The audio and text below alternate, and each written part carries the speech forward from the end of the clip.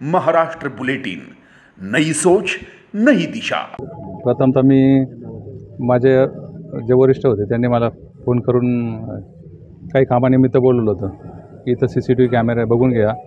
मी इथं माझी गाडी लॉबीमध्ये, मी लॉबीच्या पार्किंगमध्ये लावलेली। मी वरती पण ज्या लोकांनी काही XYZ केलं असेल, मी पण लॉबीमध्ये होतो। मला या संदर्भात कुठली माहिती नसताना माझ्या गाडीचा आणि माझ्या नावाचा कुठंतरी राजकीय खेळखंडोबा करायचं हे विरोधकांनी चालवलं आहे।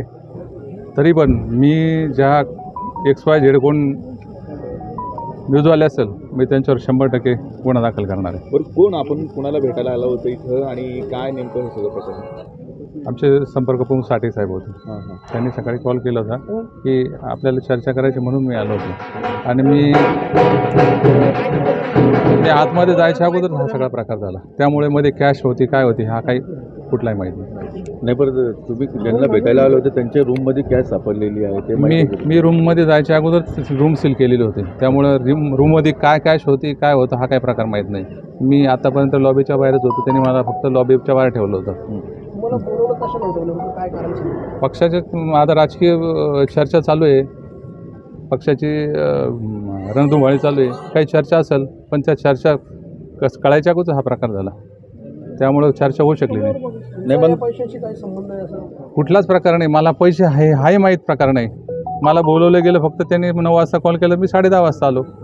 आणि माझी गाडी पण लॉबीमध्ये उभी होती। तुम्ही CCTV फुटेज चेक करू शकतात। आता आयोगाच्या अधिकाऱ्यांनी आपली काही चौकशी केली किंवा आपल्याला काही विचारणा केली असेल? मी त्या रूममध्ये नव्हतोच, त्यामुळं आयोगाचा माझा दूरदूरचा संबंध येत नाही। बरं, रूम सील केल्यामुळं काही लक्षात आलं नाही मध्ये काय केलं काय नाही हा काही प्रकार माहितीच मिळाला नाही। सील कोणी केलं रूम डिपार्टमेंट आणि भरारी पथक होते त्यांनी सील केलं होतं। काय प्रकार काय नेमका हा, कारण बरेचसे लोक येत होते आणि इथं हॉटेलमध्ये लग्न असल्यामुळं भरपूर वर्दळ होती, त्यामुळे त्यांनी तो दरवाजा लावून घेतला होता।